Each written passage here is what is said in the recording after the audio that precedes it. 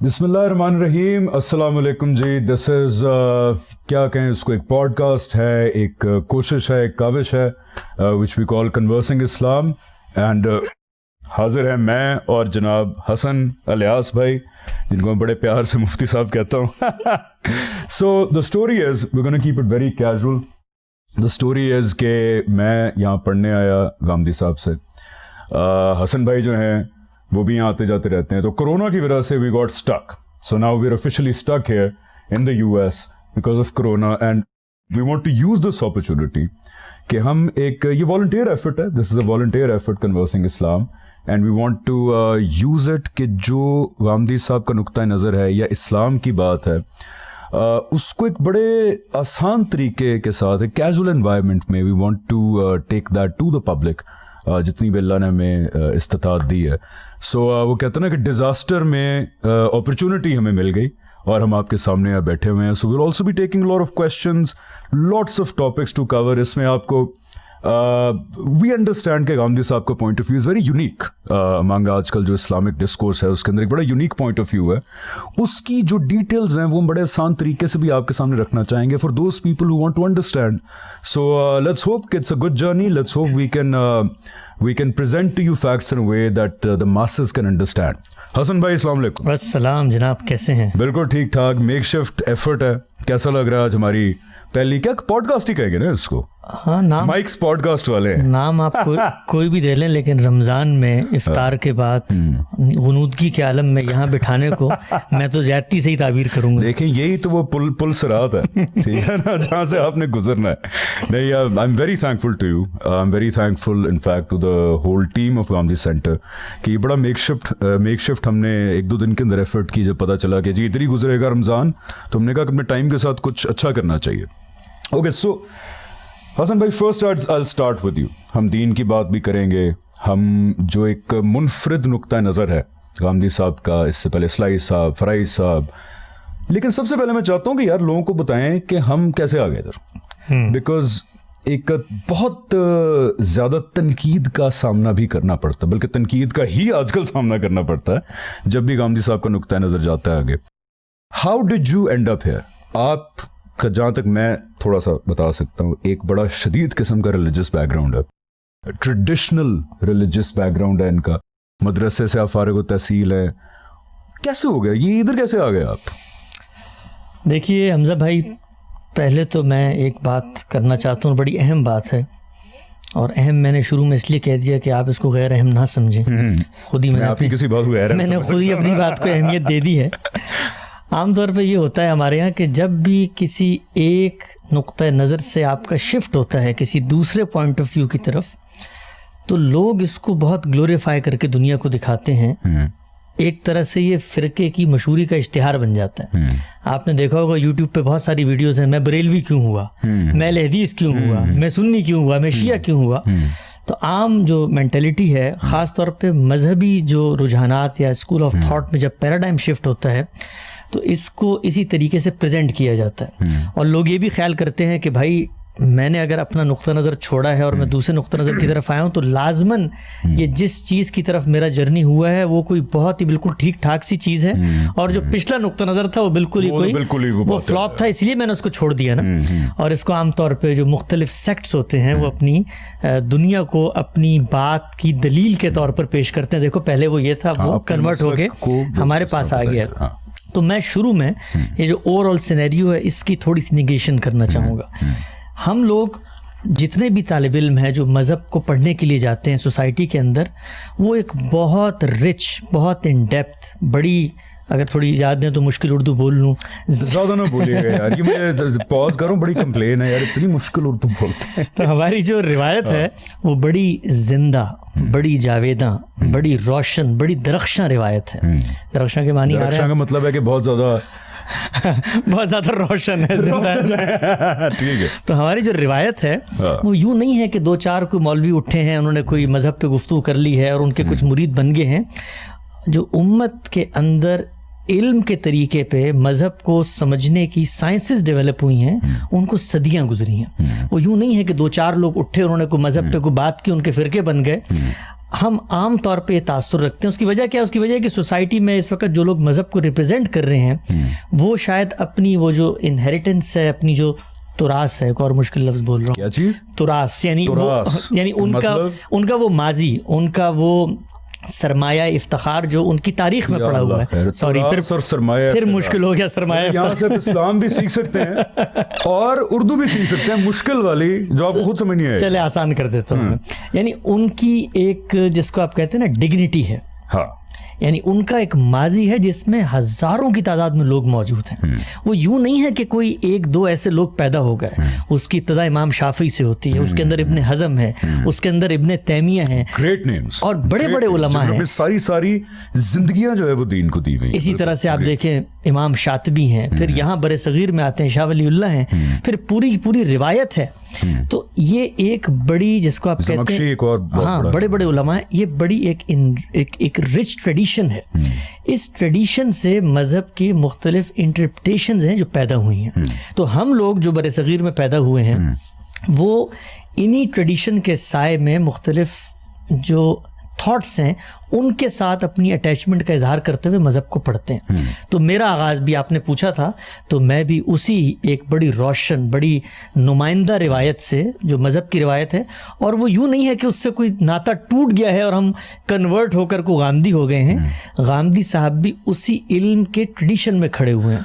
तो उससे, जिसको आप कहते हैं, एक स्टेप आगे बढ़े। और आगे बढ़ने का हरगिज़ ये मतलब नहीं है कि गामदी साहब के थॉट को सब चीज़ों में दुरुस्त तस्लीम करके जो हमारा माजी का इल्म था उसकी कोई हमने निगेशन कर दी है, बल्कि एक जर्नी है जो एक जिंदा इंसान के हमेशा जारी रहता है। इंपॉर्टेंट पॉइंट जो आपने अभी यहाँ पे लाया, इसको जरा मजीद थोड़ा सा 2 मिनट और एक्सप्लेन कीजिएगा, बिकॉज तासुर यही आता है कि गामदी साहब जो बात कर रहे हैं, गामदी साहब की फिक्र जो है, या ये पूरा फराही जो एक थॉट प्रोसेस है, इस्लाही साहब भी आते हैं, ये बिल्कुल ही अलहदा को बात कर रहे हैं, और ये बिल्कुल दीन की जो समझने की एक इस्टेब्लिश रिवायत है उससे अमूमी तौर पे तासुर ये होता है कि बिल्कुल अलहदा खड़े हुए हैं और को अपनी दुनिया के अंदर को बात कर रहे हैं। तो इस पर ज़रा फर्दर थोड़ी सी और आप बात करें कि this is with in the framework कि एक दीन के इल्म को जैसे समझा गया पिछले 1430-35 साल से, उसी के अंदर खड़े हुए हैं। जी, ऐसा नहीं है। ये आमतौर पर असल में हमारा जो इस वक्त जो सबसे बड़ा प्रॉब्लम हुआ है वो ये कि हमारी जो मजहबी रिवायत है वो रिवायत खुद अपने ट्रेडिशन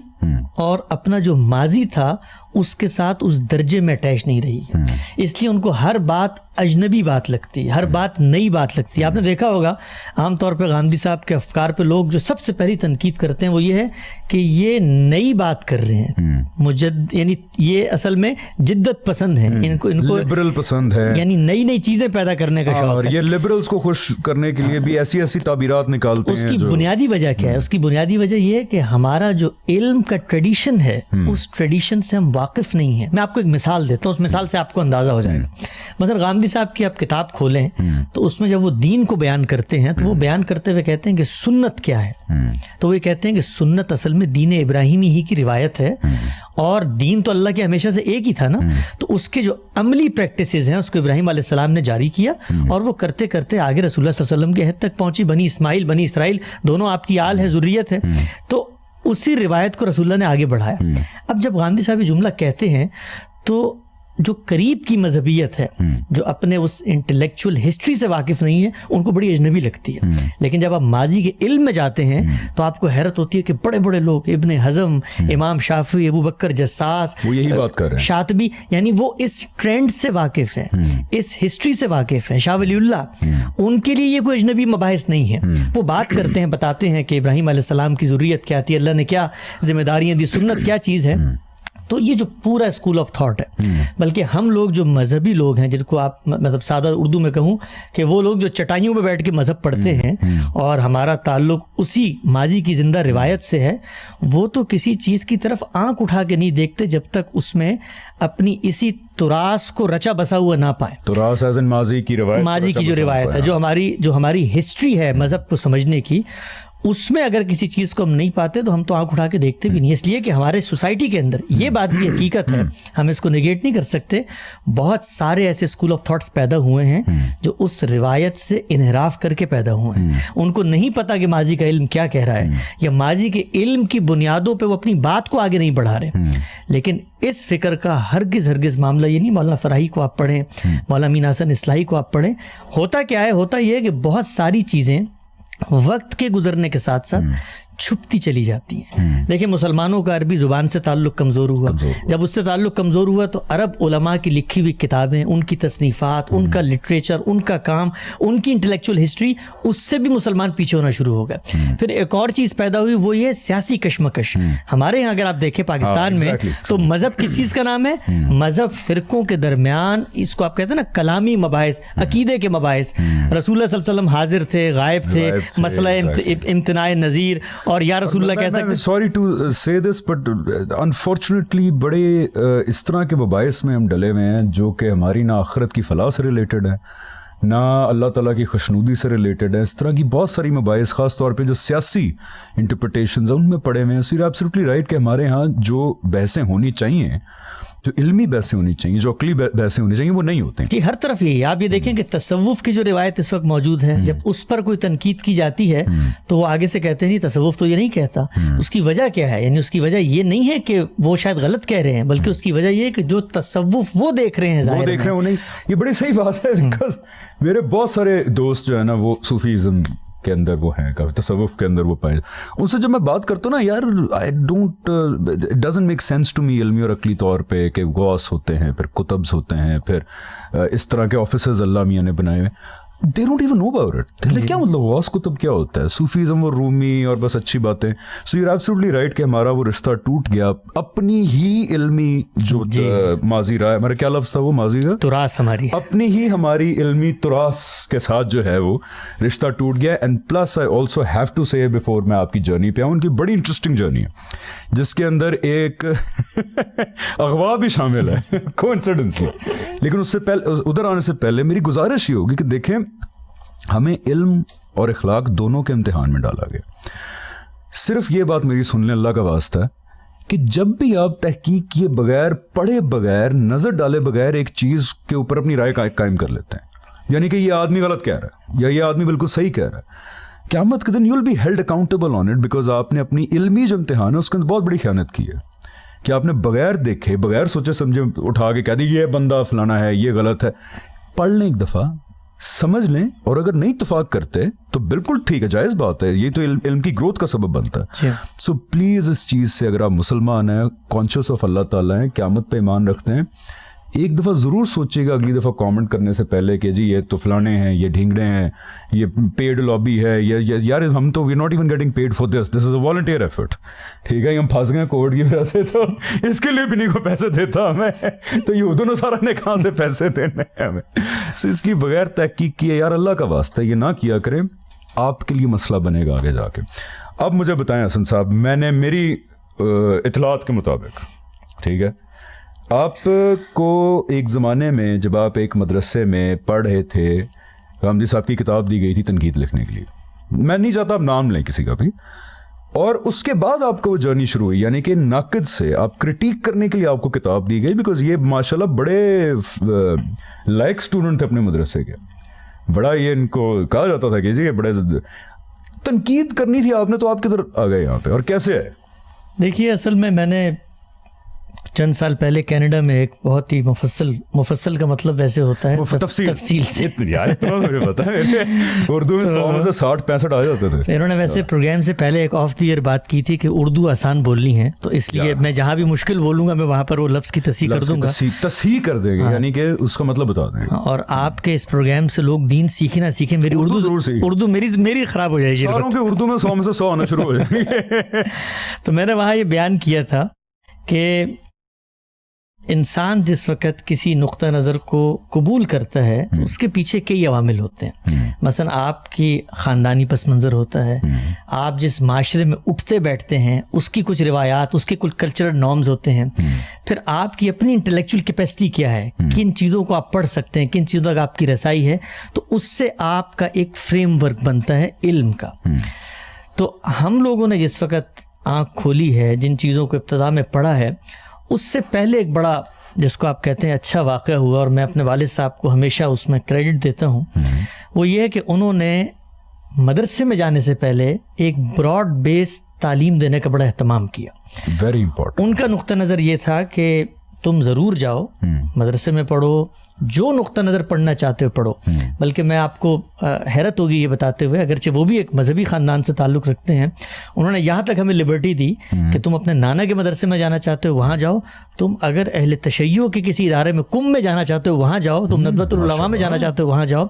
बड़ा इंपॉर्टेंट लेसन है पेरेंट्स के लिए। लेकिन मैं ये कहता हूँ कि कम से कम तुम्हारा वर्ल्ड व्यू बड़ा होना चाहिए, तुम्हें बेसिक लैंग्वेजेस आनी चाहिए, तुम्हारा जो चीज़ों को देखने का कैनवस है वो नैरो नहीं होना चाहिए, और एक क्रिटिकल थिंकिंग डेवलप होनी चाहिए जो बेसिक तालीम से आती है। बिल्कुल। तो वो जो 12 साल की तालीम है हमारे मुल्क में, उस तालीम में कभी मौका मिलेगा इंशाल्लाह उस पर बात करेंगे। बहुत प्रॉब्लम्स हैं, वो एक साल में इम्तिहान होते हैं, किताबें आउटडेटेड, सब कुछ अपनी जगह। प्लस ये जो एक, खैर इस पे बाद में बात करेंगे, जो एक मदरसा एजुकेशन सिस्टम है जहाँ पे अब शायद आहिस्ता आहिस्ता और तालीम भी देना शुरू कर दी है, लेकिन ये बड़ी गलत रवायत हमारे यहाँ डल गई थी कि सिर्फ कुरानिक तालीम देनी है बचपन से, और वो बच्चे में क्रिटिकल थिंकिंग डेवलप नहीं होती, वो बाकी इल्म ही नहीं पढ़ाया जाता, जो बेहतर हो रहा है। बाय द वे, ये जो ब्रॉड बेस एजुकेशनल सिस्टम है ना, ये करता क्या है, ये आपको एक ऐसा माहौल देता है, उसमें सिर्फ ये नहीं कि सिलेबस एक काम कर रहा होता है, टीचर एक काम कर रहा होता है, आपका इंटरेक्शन होता है, आप कल्चर से बाहर निकल के चीज़ों को देखते हैं, आप नई नई लैंग्वेजेस सीखते हैं, आपकी एस्थेटिक सेंस डेवलप होती है, आप घरों से निकलते हैं, तो इससे आपका एक वर्ल्ड व्यू बनता है, जिसका नतीजा क्या होता है, क्रिटिकल थिंकिंग। आप एनालाइज करते हैं, आप डॉगमेटिज्म पे नहीं चलते, आप लकीर के फकीर नहीं बनते, कुएं के मेंढक नहीं बनते। तो वो जिसको आप कहते हैं एक अलाव वैसे पता होगा, अलाव जो रोशनी, हाँ, जो रोशनी देती है। तो इनका उर्दू का टेस्ट साथ साथ इस पॉडकास्ट में जारी रहेगा। साथ मेरी उर्दू पे ये मेरी बड़ी चूट। तो वो रोशनी जो है वो अंदर मौजूद थी, उस मौजूद रोशनी को लेकर हम गए हैं जो हमारे ट्रेडिशनल मजहबी इल्म की तरफ है। तो ये बात मैं आपसे बिला तकल्लुफ़ अर्ज़ करता हूँ कि पहले दिन से, और ये भी मैं बताऊँ आपको कि सिर्फ मुझ में नहीं, मैंने देखा कि वो तलबा जो गिलगित और द्यामिर के पहाड़ों से उन मदरसों में आए थे, वो तलबा जो चोलिस्तान के सहराओं से उन मदरसों में आए थे, वो तलबा जो जहलम के दरियाओं से उन मदरसों में आए थे, उनमें से भी जो लोग इस प्रोसेस से गुजरे थे, जो ब्रॉड बेस एजुकेशनल सिस्टम का है, उनके अंदर वो रमक स्पार्क यानी वो रोशनी, वो जिसको आप कहते हैं वो करंट मौजूद था कि उनका दिल बार बार सवाल उठाता था। मैं देखता था उस माहौल के अंदर, यूं नहीं है कि मुर्दे बैठे हुए हैं, यूं नहीं है कि कोई रोबोट बिठा दिए गए हैं, वो सोचते हैं, उनके अंदर भी एक कसक है, एक सवाल पैदा होता है, लेकिन वो सवाल एक माशरे का दबाव, वो सवाल एक माहौल को जिसको आप कहते हैं उसके अंदर घुटन, उस वजह से दब जाता है। तो हमारे साथ मामला ये हुआ कि हम चूंकि उस पस मंज़र से गए थे, वो सवाल हमेशा जहन में रहता था, उसी सवाल को सामने रख के ट्रेडिशनल चीज़ों को भी पढ़ा, और ट्रेडिशनल चीज़ों ने शुरू में बहुत मुतासिर किया, इसमें कोई दो राय नहीं है, बल्कि मेरे वो मज़ामीन छपे हुए मौजूद भी हैं, उसको आप पढ़ सकते हैं, कि जिसमें इब्तदा में गामदी साहब के नुक्ता नज़र को, और मैंने जैसे इब्तदा में अर्ज़ किया कि ट्रेडिशन का एक सहर है, एक जादू है, ट्रेडिशन का एक जोर है, एक रिवायत है, उसको दुनिया में करोड़ लोग मानते चले आए हैं, उसमें हज़ारों की तादाद में किताबें लिखी गई हैं, उनको तहरीकों की सूरत में तकवीयत मिली है सोसाइटी में। एनीवन कि अगर उसका एक लगाव होता है उस ट्रेडिशन के साथ, वो बहुत नेचुरल चीज़ है, उस नेचुरल चीज़ का इजहार होता है। तो हमारे साथ अल्लाह का करना ये हुआ कि कम से कम ये लिबर्टी मौजूद थी घर की तरफ से भी, और जो एक पस मंज़र था कि उसमें क्रिटिकली एनालाइज किया जाए। यहाँ मैं पॉज आपको करूँगा, यहाँ पे ये मेंशन करना बड़ा ज़रूरी है कि we often look down upon जो मदरसा के स्टूडेंट्स होते हैं या जो पढ़ते हैं वहाँ पे, हमारे यहाँ एक बड़ी बाय डिफ़ॉल्ट हेट्रेड उनके खिलाफ डेवलप हो गई है सर्टन सर्कल्स के अंदर कि ये मदरसे, ये मौलवी। मैं लेट मी अश्योर यू, जिस मुश्किल से, जिस कठिन मरहलों से मदरसे के बच्चे जिन कंडीशंस में ये पढ़ते हैं और ज़िंदगी गुजारते हैं, जिस टफ माहौल के अंदर ये लोग दीन का इल्म हासिल करते हैं, ऑल द डिसएग्रीमेंट असाइड, इनको खराज तहसीन पेश करना चाहिए। आपने एक बनाई थी अभी जो नरेशन थी आपकी, क्या नाम है उसका? हमारे दीनी मदारिस चंद खुशगवार पहलू, हमारे दीनी मदारिस चंद खुशगवार पहलू बाय हसन इलियास। इसको प्लीज़ यूट्यूब करके देखिएगा। आप अगर उन लोगों में से रहे हैं जो मदरसे को बुरा भला कहते रहें या वहाँ की बुराइयां पेश करते रहें, आपको ज़रूर नदामत होगी थोड़ी सी। जी हाँ, नदामत वर्ड नदामत होगी, आप उसको ज़रूर देखिएगा तो आपको एहसास होगा कि ये लोग किस मुश्किल प्रोसेस, पीएमए को भूल जाएंगे आप, जो पाकिस्तानी मिलिट्री एकेडमी की मुश्किलात होती हैं उनको भूल जाएंगे जब आप ये सुनेंगे, तो आपके दिल में एक इज्जत आएगी। इख्तलाफ करें, डिसएग्री करें, लेकिन लुक डाउन अपॉन ना करें। ये लोग बहुत बेचारे जद्दोजहद करके ऊपर आते हैं। बिल्कुल एनीवेज कंटिन्यू। अच्छा, फिर आप मदरसे में थे, ठीक है जी, क्रिटिकल थिंकिंग, कई लोग कहेंगे अच्छी बात है, कई लोग कहेंगे देखा फितना इधर से पैदा हुआ था, ठीक है, क्रिटिकल थिंकिंग डेवलप हुई, फिर क्या हुआ? फिर देखें, जाहिर बात है मैं वाक़याती तरतीब में तो शायद मुश्किल होता है तारीख़ और हवादिस को एक होलिस्टिकली अपना जो सफ़र है उसी को मैं बयान कर सकता हूँ। एक दौर गुजरा जिसमें ख़ुद इस्तराब था। इस्तराब का मतलब कश्मकश, हाँ, यानी एक जिसको आप कहते हैं दिल के अंदर ड्यूलिज्म, यानी आप अफसनवियत में जी रहे थे, पता नहीं था उर्दू अच्छी हो गई ना, तो पता नहीं चल रहा था कि यार ठीक है, मुमकिन है गामदी साहब हैं, ये जो इनका स्कूल ऑफ थॉट है, इनकी बातें ठीक हों, इनकी बातें सेंस भी पैदा करती हैं, लेकिन दिमाग पूरी तरह से, जिसको आप वो कहते हैं ना, सैयदना इब्राहिम ने कहा था कि इत्मीनान क़ल्ब के लिए कुछ इंसान को चाहिए होता है कि मज़ीद कुछ करे। तो मैं यहाँ एक नुक्ते की तरफ इशारा करूँगा, और अगेन ये भी बहुत अहम नुक्ता है, इससे पहले कि आप इसको गैर अहम समझें तो वो नुक्ता ये है कि दुनिया में जब भी कभी आप किसी चीज़ को रोकने की कोशिश करेंगे, आप उसके सामने हेट्रेड को खड़ा करेंगे, नफरत को खड़ा करेंगे, उसके सामने गुस्से को खड़ा करेंगे, रद्द-ए-अमल को खड़ा करेंगे, जज्बात को खड़ा करेंगे, तो ये दुनिया आमतौर पे इस चीज़ को समझती नहीं है, और समझती कि शायद इससे मामलात को रोका जा सकता है। दुनिया की हिस्ट्री ये बताती है, चले मैं दुनिया की हिस्ट्री को एक तरफ रखता हूँ, मैं पर्सनल एक्सपीरियंस आपको ये बताता हूँ कि मेरी तवज्जुहात, और बल्कि मैं मजहबी उलमा को जो हमारे असातिज़ा की जगह पे फाइज़ हैं, हमें उनसे बड़ी मोहब्बत है, बल्कि हम तो उनके पैरों की खाक के बराबर नहीं, उन्होंने हमें इल्म सिखाए हैं, उलूम सिखाए हैं, हमने उनके सामने सरफ़े सग़ीर, सरफ़े और ये सारी चीज़ें पढ़ी हैं। उनसे मैं ये कहता हूँ कि आपके इर्द गिर्द जो लोग हैं, जो ऐसे अज़हान हैं जो सवाल उठाते हैं, अगर आपने उन लोगों को कायल करना है अपनी तरफ, तो कभी उनको रद्द-ए-अमल में, जज्बात में कोई लेबल ना लगाए, इसलिए कि आपका ये लेबल लगाना, उनका सफ़र अगर 10 की स्पीड से था तो वो 100 की स्पीड से हो जाए। होता क्या है कि जब आपको इस तरीके के रद्द-ए-अमल का सामना होता है तो आप सोचते हैं यार, एक तरफ है इस्तदलाल और दूसरी तरफ है खौफ, दूसरी तरफ है जज्बात, दूसरी तरफ है रद्द अमल, ये क्या वजह है? तो उससे जो मैं देखूं तो सही जरा ये क्या कह रहे हैं, ये कहते क्या है, तो उससे जो आप पर, आपका अपनी रिवायत पर एतमाद है, वो टूटना तो था ही, तो वो कल के बजाय आज टूट जाता है। तो मेरे सफ़र में एक मामला ये भी रहा कि चूँकि हमारा एक इल्मी फ़िक्री खानवादे से ताल्लुक़ भी है, बड़े सग़ीर का बड़ा मशहूर खानवादा है, उनके मदारिस भी हैं, एक बड़ी रोशन उलमा की रिवायत भी है, तो ये ख़दशात भी लोगों में पैदा हुए इर्द गिर्द जो मौजूद थे कि चलो बाकी तो ठीक है, कहीं ये ना हाथ से निकल जाए। ये मैं एक सोच को बता रहा हूँ, एक जुमले से आपको, कि हाथ से ना निकल जाए बच्चा। तो उसके लिए बहुत सारे इर्द गिर्द से, इसको आप कहते हैं दबाव भी, कहीं से इस्तदलाल भी, कहीं से मनाने की कोशिश भी, और बल्कि मैं ये भी कहूँगा कि ये चूँकि सफ़र सालों पर मुहित है, तो इसको हमारी जो मजहबी रिवायत है, मैं आज भी उनको खिराज तहसीन पेश करता हूँ, बल्कि अपने मदरसे के असातिज़ा को, अपनी इंतज़ामिया को, उन्होंने बहुत भरपूर कोशिश की, बड़ी मोहब्बत के साथ और बड़ी दिल्लगी के साथ, कि सीने से लगाकर समझाया जाए।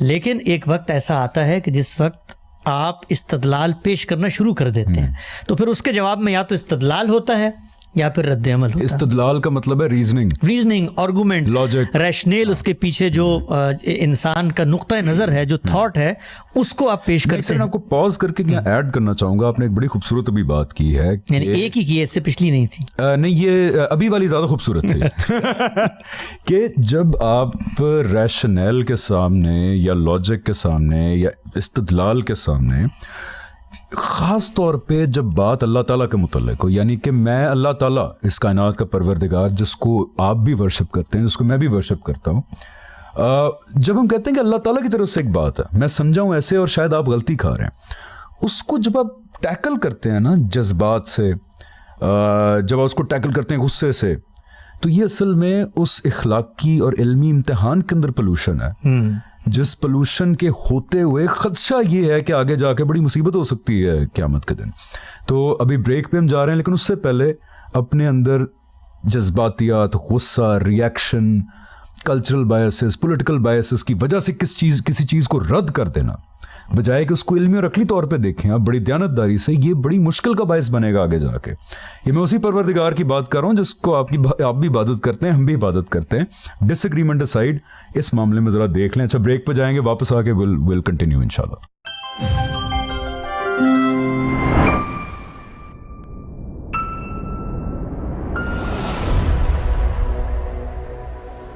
जी, welcome back. We are here in conversing Islam. It's a volunteer effort because this is what happens जब दो लोग फंस जाएं अमेरिका में कोविड-19 की वजह से। तो फिर रमज़ान को यूटिलाइज करने की हमारी एक काविश है टू सिंप्लीफाई, जो हम जिस तरह हमने दीन समझा उसको सिंप्लीफाई करके लोगों को पेश करने की, ताकि जिन लोगों को रवायती या हमारी प्रेवलेंट मजहबी इंटरप्रटेशंस में वो जवाबात नहीं मिलते जो उनके ज़हनों में सवाल आते हैं, तो हो सकता है यहाँ से मिल जाए। I am a prime case of it. I will be sharing all the stories with you. आगे जाके वी आर गोना इनवाइट, यहाँ पे हम गेस्ट भी बुलाएंगे, मिडिल चेयर इस वजह से बीच में, और एक दिन फिर हम गांधी साहब को भी बुलाएंगे। ठीक है, ओके जी। हसन साहब, हम बात कर रहे थे आपके मजहबी पस मंज़र की, मजहबी तालीमी पस मंज़र की, तो जहाँ पहुँचे थे वहीं से कंटिन्यू करें। अच्छा जी, जहाँ पहुँचे थे वहीं से कंटिन्यू करने के लिए तो मुझे पहले वहाँ पहुँचना पड़ेगा ना। आप अपने ज़हन में पहुँच जाए। तो खैर बात यहाँ तक पहुँची थी कि वो बड़े प्यार से उन्होंने कोशिश की कि आपको तनकीदी सफ़र है। हाँ, तनकीदी सफ़र है। उस तनकीदी सफ़र से ये जो अच्छा, मैं एक और नुक्ता यहाँ पर मैं अर्ज़ करना चाहता हूँ। लोग आमतौर पे समझते हैं कि गांधी साहब के अफ़कार को कबूल करना और गांधी साहब के अफ़कार की तरवीज करना, ज़ाहिरी बात है हम शब रोज़ इस काम में मसरूफ़ रहते हैं, ये गोया कोई एक सेक्ट है, कोई एक स्कूल ऑफ थॉट है कि जिसको अब आपने ज्वाइन कर लिया है। मैं इसको पूरे तरीके से इसकी नफ़ी करता हूँ। यार मैं भी नफ़ी करता हूँ ये, और नफ़ी इस माने में करता हूँ कि जितना हम जानते हैं गांधी साहब को, पिछले 10 साल से शब रोज़ का उनके साथ है, जितना मैंने उनको करीब से देखा है, उनको अगर ख़ुद ये तासुर हो कि ये आदमी जो है इसका अपना फ़िक्री सफ़र रुक गया है और ये एक तरीके से मेरा फॉलोअर बन गया है, तो ना उनकी तवज्जुहात उस तरीके से उस शख्स पे होती हैं और ना उनके लिए ये कोई तहनीयत या खुशी का मौका है। जल्दी से तहनीयत का मतलब बता दें मुझे। तहनीयत का मतलब है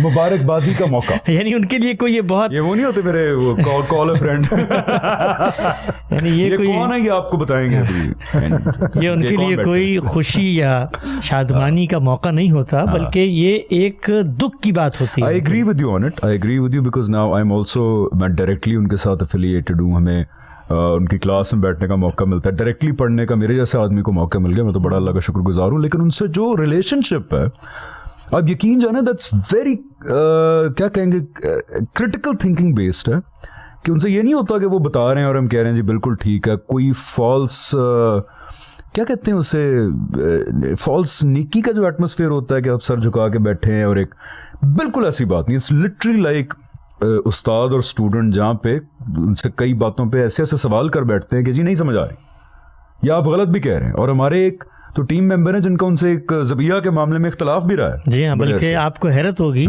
कि गांधी साहब के फिर जिक्र आ जाता है उनका बीच में, क्या करें इसका। तो पहले कंटिन्यू अच्छा एक सेकंड, लेट्स स्टे फोकस, ये बताएंगे, ठीक है। अभी आप बताएं कि आपका वो पॉइंट क्या था कि while studying from a very renowned मदरसा, we not taking names because वो फिर बड़ा मसला हो जाता है कि यार आपने उनको पॉइंट किया इस तरह, बट एक बहुत ही रिनाउंड मदरसे में आप एक बड़े ब्लू आइड बच्चे थे।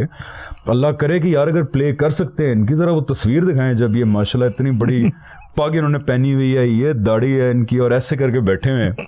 वो मोमेंट क्या था जब आपको लगा कि यार ठीक है मैं इस साइड पे खड़ा हूँ, लेकिन ये बात ठीक लग रही है जो ये इंसान कह रहा है? देखिए, जिस वक्त कुछ आर्गूमेंट्स पढ़े, मौलाना इस्लाही की तदब्बुर कुरान पढ़ने का मौका मिला कुछ दोस्तों के साथ, और मैं आज भी सच्ची बात है उन तमाम दोस्तों का शुक्रगुजार हूँ। वो अगरचे इस सफ़र में मेरे साथ आगे नहीं आ सके, उनके अपनी ज़िंदगी के अहवाल और उनके अपने जिसको आप कहते हैं अज़ाइम ज़िंदगी के आदर्श नस्बुलैन हैं, उसी के मुताबिक वो चल रहे हैं और शायद वो बड़ा काम कर रहे हैं हमसे। लेकिन कुछ ऐसे दोस्त मुयस्सर आए इर्द गिर्द, हम ख्याल लोग, और फिर मैं ये अर्ज़ करूँ कि जो हम ख्याल लोग होते हैं ये ज़िंदगी में बहुत बड़ा सहारा बनते हैं आपका। आप 1 और 1 11 बन जाते हैं। तो मुझे कुछ हम ख्याल लोग मिले मेरे अपने ही माहौल में से, जिन्होंने मुझे बहुत इनकरेज किया, और मैंने उनके साथ मिल के कुछ चीज़ें पढ़ी, बाकायदा इल्म के तरीके पर पढ़ी, क्रिटिकल एनालिसिस के तरीके पर पढ़ी। आपने जब पहली दफ़ा गामदी साहब की कोई तहरीर पढ़ी तो वो किस मोटिव से थी? क्योंकि as far as I understand वो मोटिव यही था कि पढ़ने से पहले ही कि ये चीज़ है गलत है, मैंने इसकी गलतियाँ निकालनी है। जी हाँ, बिल्कुल ऐसे ही है। उस वक्त तो आपके इल्म में होगा कि जिस वक्त हम कुछ शऊर की आंख खोल रहे थे, ये 2005-06 की बात है, कोई 16-17 साल 18 साल उस वक्त उम्र होगी, तो उस वक्त उनकी प्रेजेंस टीवी पे होती थी ज़्यादा। तो हमने ये चीज़ें तो अलग से पढ़ी, लेकिन बाद में ये इंकशाफ भी हुआ कि उनका भी इसी इल्मी रिवायत से ताल्लुक़ है। तो इब्तदाई दौर में तो जो टीवी पे जो प्रेजेंस थी, और वो ज़ाहिरी बात है वो इशू बेस होती थी उस ज़माने में। हुदूद ऑर्डिनेंस की बहुत आपको याद होगा, पाकिस्तान में एक बड़ी हीटेड डिबेट चल रही थी, हीटेड डिबेट होती थी। तो वो जो आपका कैनवस है, जिस तरीके से आप रिसीव करते हैं चीज़ों को, उसी को लेके जाते हैं। मुझे आजकल जब मैं देखता हूँ कभी फेसबुक पे, मुझे तो कभी मैंने वीडियोस वगैरह इस तरह नहीं, कुछ अरसा हुआ लोगों ने कहा, कुछ वीडियोस आनी शुरू हुई वहाँ पे, तो लोग नीचे कमेंट्स करते हैं और वो बताते हैं, तो मैं बहुत रिलेट करता हूँ उनके साथ, इसलिए कि मैं खुद एक ज़माने में उसी जगह पर खड़ा, मुझे कभी उनसे नफरत या कभी उनसे जिसको आप कहते हैं ना हकारत नहीं महसूस होती, इसलिए कि मैं उस जगह से उठा हूँ, मुझे उनके इमोशंस का अंदाज़ा है।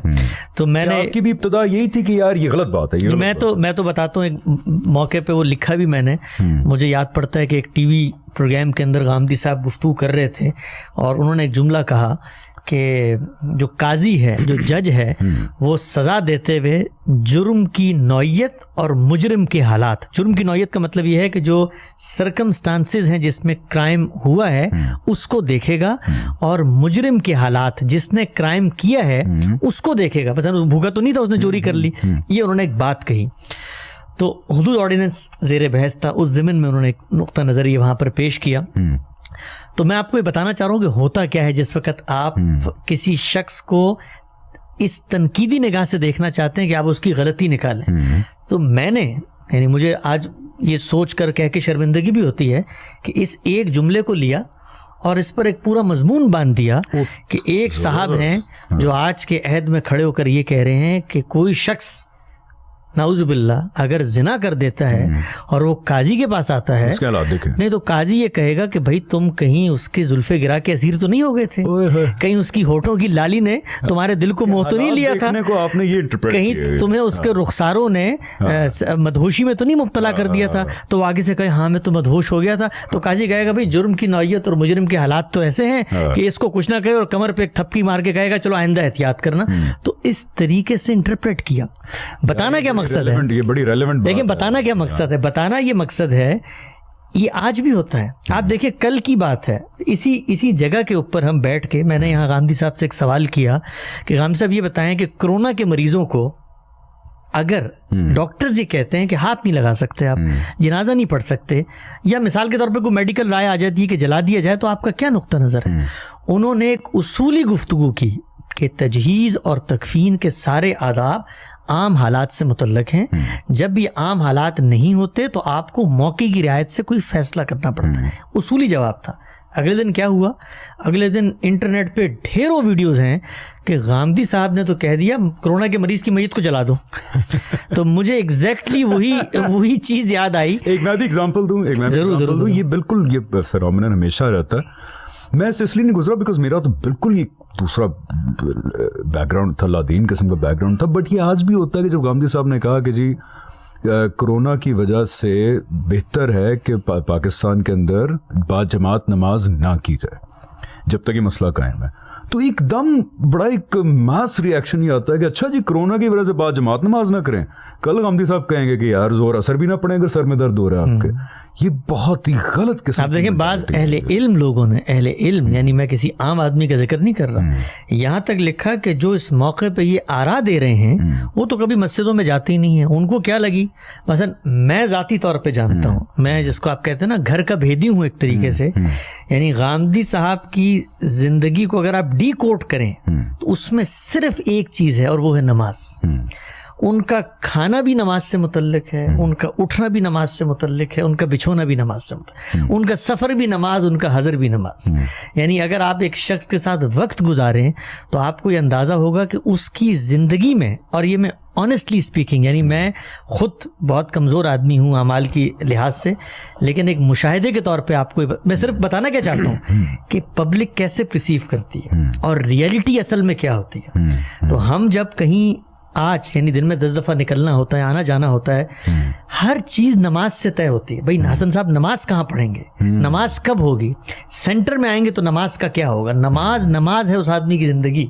आप उनको रात को जाकर देखें तो 3 बजे भी नमाज है, सुबह देखें नमाज है। मुसलमान की असूली तौर पे होनी चाहिए। तो एक शख्स जो नमाज के बारे में इस कदर हसास है, यानी उसकी ज़िंदगी, इस तरह मैं कहता हूँ हवा पानी की तरह नमाज उसकी ज़िंदगी की ज़रूरियात में से है। तो मस्जिद की मोहब्बत, हाँ बिल्कुल, मैं आपको बता नहीं सकता। ये होता है। ये देखें आजकल सोशल मीडिया, खास तौर पे सोशल मीडिया, बिकॉज जब मैं एक्टिंग करता था या मूवीज में था तो ये बार बार जो इस तरह की वेव आती है ना, एक शैलो किस्म की तनकीद, एक होती है इल्मी तनकीद, एक होती है शैलो तनकीद।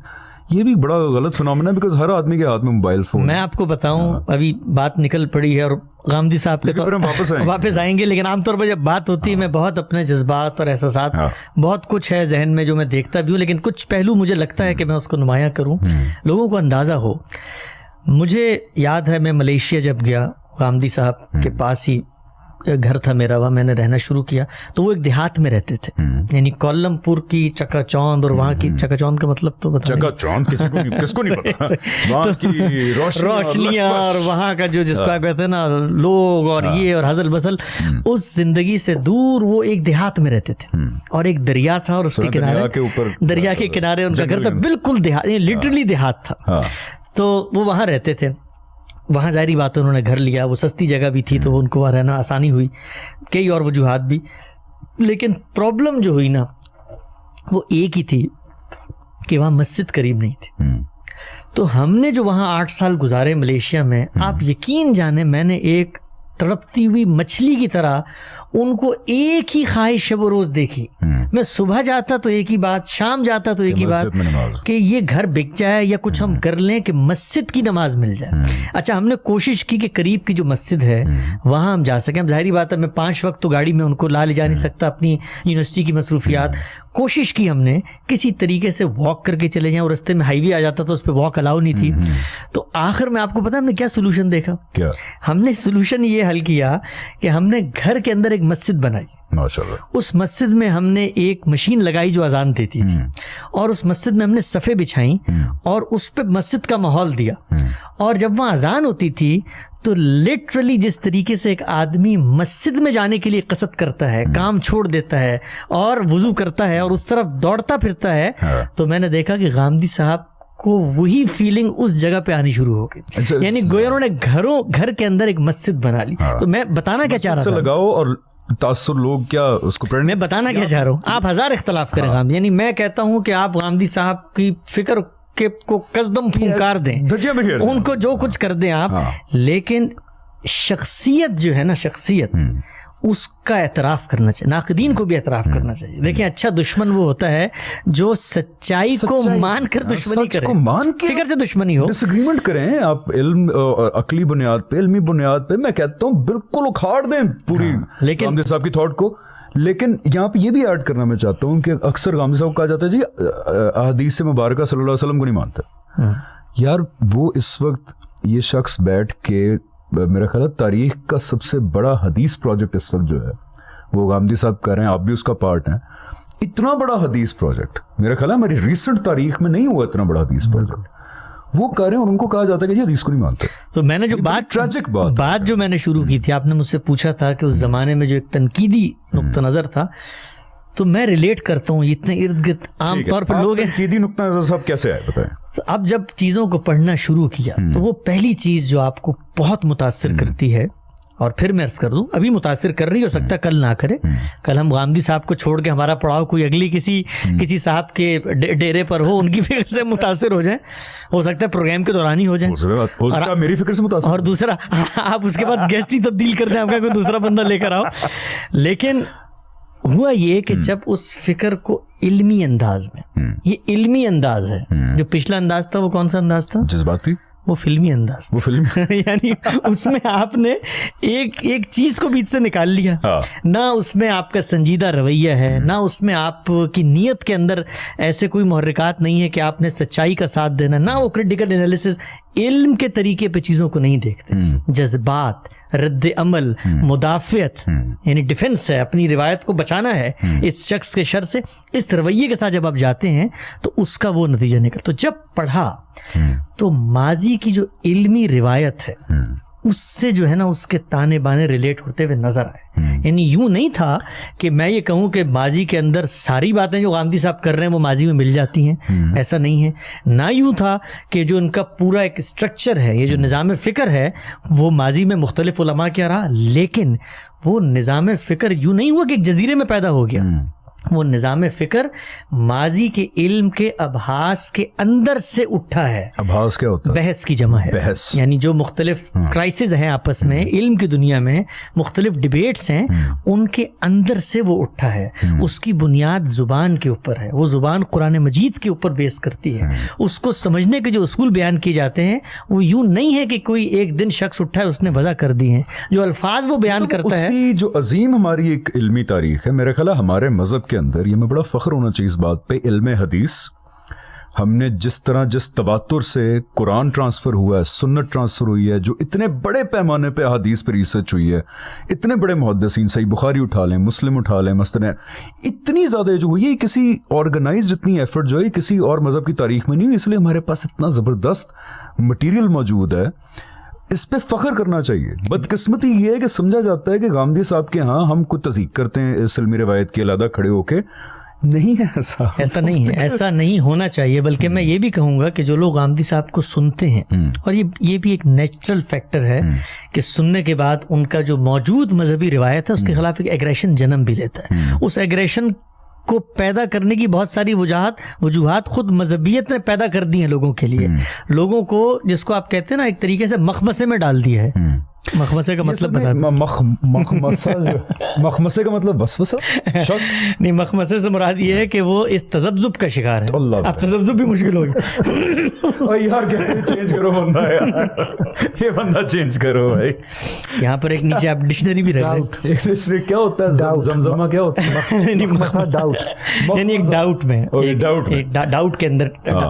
तो लोगों में एक रद्दमल भी पैदा हुआ है और एक जनरेशन है पैदा होगी, इसको भी एक नेचुरल फिनोमेना समझें। लेकिन उनको भी ये दावत देता हूँ कि जब आप गांधी साहब के अफकार को सुनते हैं, यकीनी तौर पे आपके दिल में लगता होगा कि भाई लॉजिकल बात तो यही है, बाकी सब बेवकूफ़ी की बात कर रहे हैं, और फिर इसके नतीजे में आपकी बात में एक इद्दिया, यार मैं बात में एक इद्दिया होता है, चलें उसको आसान कर लेते हैं, इज़हान होता है। डन हो गया। ये तो और भी आसान वर्ड है यार।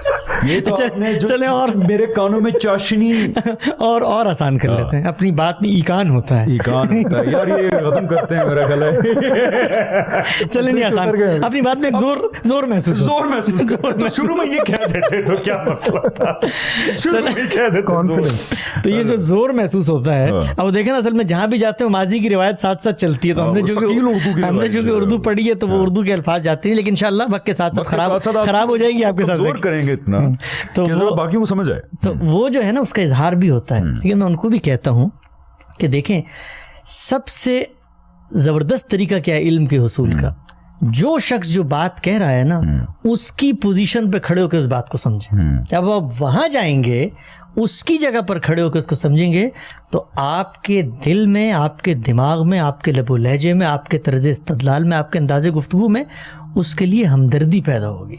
एक आम मदरसे का तालिब इल्म या एक आम जिसको कहते हैं दीनी उलूम का माहिर जो एक रिवायत के साथ जुड़ा हुआ है, जब उसको कहा जाता है कि चांद देखना साइंस का काम है और वो इस पर फड़क उठता है, तो उसकी जगह पर खड़े हो। Exactly. वो ये कहता है कि भाई रसूलुल्लाह ने मुझे पाबंद कर दिया इस बात का। So you can't blame him. इससे ये जो आप बात कह रहे हैं वेरी गुड। उसके बाद आई वांट टू समराइज कि आपकी पैगाम के साथ मुलाकात कैसे, जो आप बात कह रहे हैं बिल्कुल बहुत ज़्यादा इंपॉर्टेंट है कि जब आप अगले इंसान के पॉइंट ऑफ व्यू से देखते हैं चीज़, जिससे आप इख्तलाफ करें, लेट्स सपोज मैं आपसे इख्तलाफ करता हूँ, मैं कहता हूँ यार आप गलत कह रहे हैं, आप फितना हैं, जब आप उस इंसान के पॉइंट ऑफ व्यू से चीज़ देखते हैं ना, तो you still disagree with him, लेकिन वो कॉन्फ्रंटेशनल जो एक माइंडसेट होता है कि ਤੁਹਾਡੀ ऐसी दी तैसी, वो खत्म हो जाता है। बिकॉज आप उस बंदे के पॉइंट ऑफ व्यू से जब देखते हैं, फिर आप उसकी नीयत, उसके मुहर्रिकात, उसके अज़ाइम पे गुफ्तगू नहीं करते। यहूद व नसारा का एजेंट नहीं करार दे देते एकदम। फिर आप कहते हैं यार चलो ये अगर ये सोच रहा है, फिर डिसएग्रीमेंट सिर्फ डिसएग्रीमेंट रहता है, बल्कि वो पॉजिटिव चीज़ बन जाती है। आपको याद होगा मैंने शुरू में एक बात की थी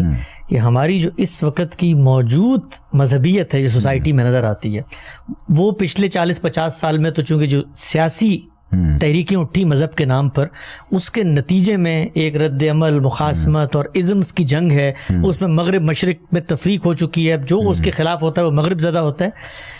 इससे ऊपर उठकर अगर आप फिर लफ्ज़ इस्तेमाल करूँगा तुरास, माजी का इल्म, उसकी तरफ जाएं तो आप हैरत ज़दा हो जाएंगे कि वहाँ अहले इल्म मौजूद हैं, इख्तलाफ कर रहे हैं, इख्तलाफ है वहाँ पे, बहुत शदीद इख्तलाफ है। यानी ऐसा हमारे आइम्मा जो हैं इनकी आपस में आप खतो खिताबत कभी देखें जी, इतना शदीद इख्तलाफ है, लेकिन वो इख्तलाफ है, वो नफरत नहीं है। बिल्कुल ऐसी। मतलब आप ये देखिए कि वो जो जिंदा इल्म की रिवायत होती है उसके अंदर ये ठीक है कि वो कुछ बाउंड्रीज भी सेट हैं। अच्छा, एक और आप देखें, माजी के अंदर भी एक चीज़ होती है, हर दौर के अपने मसाइल होते हैं, वो ये कि इख्तलाफ तो बर्दाश्त किया जा रहा है, हो गया, लेकिन कुछ दायरे हैं। वो दायरे मसलन एक रिवायत का दायरा है, आपका मजमूई ट्रेडिशन है।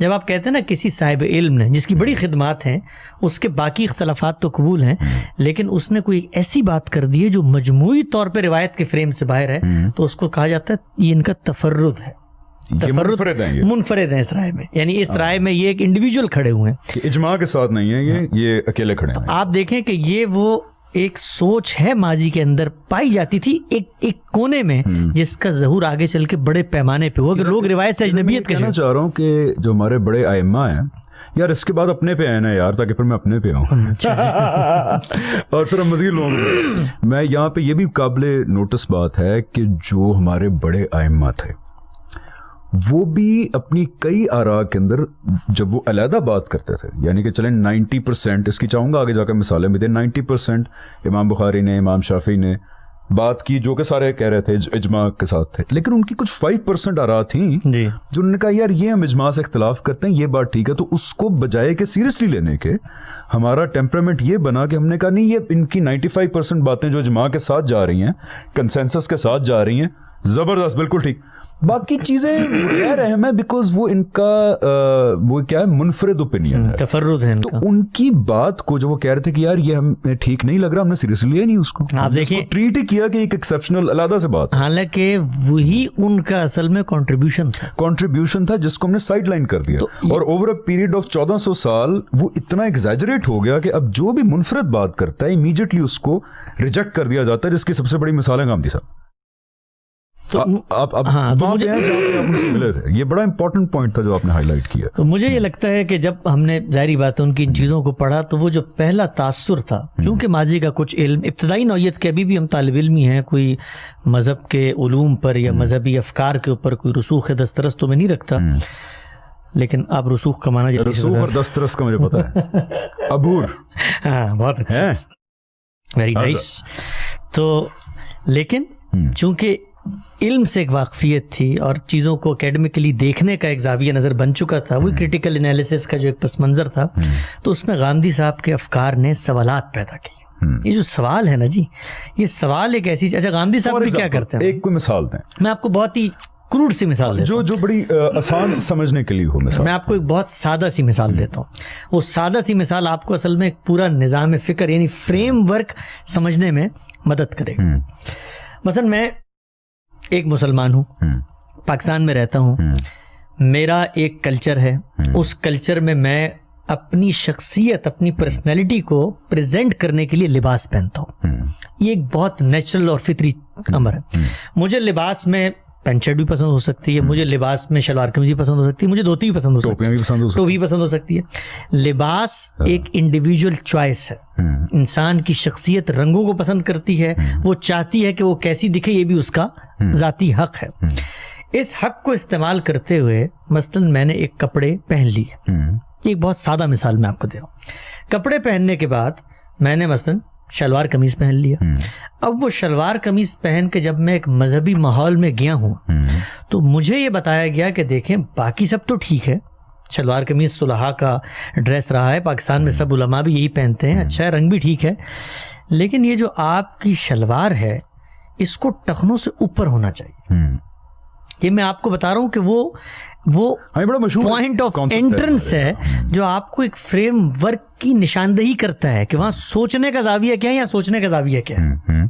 तो जब आप पूछते हैं कि अच्छा ठीक है, हो सकता है कि मैंने बड़ा जुर्म कर दिया हो तो मैं शलवार ऊपर कर लेता हूँ, लेकिन मुझे ये तो समझाइए कि ये ऊपर और नीचे में जुर्म क्या हुआ है, कि वजह क्या है। यानी शर्मगाह का दिखाना मेरी फितरत कहती है जुर्म है, मुझे मजहबी नुसूस से नजर आता है जुर्म है, माशरा कहता है जुर्म है। यहाँ मगरिब में रहते हैं आप, अमेरिका में रहते हैं, आपने देखा है कि यहाँ पर आपको मोहल्ले के अंदर लोग अपनी शर्मगाहें खोल के फिर रहे हैं और खुश हो रहे हो। बाय द वे जिनको नहीं पता, ऐसे नहीं है अमेरिका में, सॉरी मैं 10 सेकंड ले रहा हूँ, ऐसे नहीं है मगरबी मुल्कों में। अल्लाह का वास्ता ये मिसअंडरस्टैंडिंग छोड़ दें कि इधर हर घर में बेहयाई चल रही है, सब कोलैप्स हो गया है, सारे फुश कपड़े पहन के, फिर ऐसे नहीं है इधर। अल्लाह का वास्ता हर जगह पे ऐसी चीज़ें होती हैं मौजूद, यहाँ पे भी हम श्योर एक कल्चर होगा, लेकिन नहीं है अमूमी तौर पे। इधर भी फैमिली सिस्टम है, दुनिया में कपड़े पहन के बाहर निकलते हैं और अच्छे ढपे हुए कपड़े होते हैं, तो इसकी प्लीज ये इल्जाम ना लगाएं। तो दुनिया में कोई भी जिसको आप कहते हैं नॉर्मल इंसान ये नहीं कहता कि आप शर्मगाहों को खोल, समझ में आती है ना बात। लेकिन जिस वक्त आप एक शख्स को ये कहते हैं कि तुम्हारा ये टखना है, टखना ना मेरी शर्मगाह है, टखना ना कोई ऐसी चीज़ है कि जिससे मैं कोई एक काम कर सकूं, तो क्या होता है कि आपके जहन में ये सवाल पैदा होता है। सॉरी आप ये कह रहे हैं कि जब आपको वो चीज़ें बताई जाती हैं मजहब के हवाले से जो फितरत कहती हैं बात ठीक है, ये नहीं करना वो नहीं करना, आप कहते हैं समझ आ रहा है, फिर एकदम एक ऐसी बात आती है जो फितरत आपकी कहती है कि ठीक है मैं मान लेता हूँ, लेकिन वजह क्या है, कि वजह क्या है, ठीक है। तो आपके ज़हन में सवाल पैदा हुआ कि वजह क्या है। हाँ, तो ये सवाल है जिसको लेकर आप जाते हैं, अपने इल्म के सामने जाते हैं, अपने उलमा के सामने जाते हैं। तो देखिए इसके दो जवाबात हैं, मैं दो जवाबात आपके सामने रखता हूँ, आप छोड़ दें सौगत गांधी साहब क्या कहते हैं या उलमा क्या कहते हैं। एक जवाब ये है कि देखिए टखने को छुपाना हमारी उम्मत के अंदर हमेशा से चला आया है, ठीक, यानी कि इस पे इज्मा है, इस पे इज्मा है, ये एक अमली रिवायत है, ये एक प्रैक्टिस है। तो आप बताएं पहले कि आप इस प्रैक्टिस से इनराफ क्यों कर रहे हैं। यानी बजाय ये कि इस्तदलाल इसके रैशनल का दिया जाता, इस्तदलाल इस पे तलब किया जाता है कि आप इससे मुख्तलिफ क्यों जाना चाहते हैं, पहली बात। दूसरी बात ये कि जिस चीज़ पे रिवायत खड़ी हुई है उसका ताल्लुक रिसालत माब सल्लल्लाहु अलैहि वसल्लम के एक इरशाद से है। आपने फरमा दिया मास फिल्म मिनल काबैनी फफिन्नार, कि जिसका टखना नजर नहीं आ रहा और उसकी शलवार नीचे जा रही है तो वो तो जहन्नम में जलेगा। तो ये दो इस्तदलाल हैं जो आपके सामने रखे जाते हैं। अब मैं फिर पलट के पूछता हूँ आपसे, एक आकिल, एक बालिग, एक बाशऊर आदमी क्या यहाँ पे रुक जाएगा? नहीं, वो पूछना चाहेगा, पूछेगा भाई मैं रसूलुल्लाह सल्लल्लाहु अलैहि वसल्लम पर मेरे माँ बाप कुर्बान, मैं उनकी इत्तबा भी करूंगा, वो हादी हैं, वो मैं वाजिबुल इताअत हैं, दीन का वाहिद माखज़ है, सब कुछ करूंगा, अल्लाह ताला के आखिरी रिप्रेजेंटेटिव थे जमीन पे, लेकिन वो यहाँ मौजूद नहीं है। आपके इल्म में उनकी कोई बात होगी, उनसे पूछ के बता दें कि भाई इसकी वजह क्या है, वजह क्या है। यानी मुझे वजह तो समझाएं कि मैं अपनी शख्सियत को, अपनी चॉइसेस को, अपने लिबास को, अपने आप को दुनिया में प्रेजेंट करने को, उस पर एक चीज, एक कदगन, एक पर्दा हायल कर, वजह जानना आपका राइट है ना, फितरत का राइट, फितरत का राइट, इंसान का राइट। क्योंकि अक्सर लोग ये कहते हैं कि अच्छा आप वजह जानना चाहते हैं, आप आ गए बड़े इब्ने रुश्द और क्या कहते हैं बड़े आलिम आ गए, आप बड़े इमाम बुखारी आ गए हैं, आप जो है नहीं, हम बहुत इनका आप वजह पूछेंगे और आप अपनी अकल से फैसले करेंगे। इस पे थोड़ी सी आप कर दें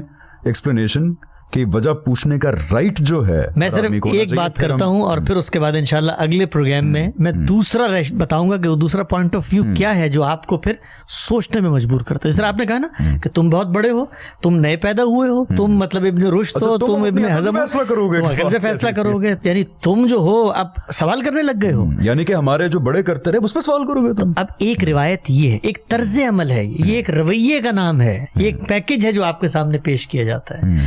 तो इस पैकेज में अगर आपको जवाब नहीं मिलेगा तो वो दूसरा कौन सा सिनेरियो है जो आपके सामने रखा जाएगा, तो फिर आपकी तबीयत, आपकी फितरत, आपकी अकल, आपकी खिरद, आपका ज़ौक़, आपका मिजाज, आपकी हर चीज़ उसकी तरफ माइल हो जाएगी, उससे कोई नहीं रोक सकता।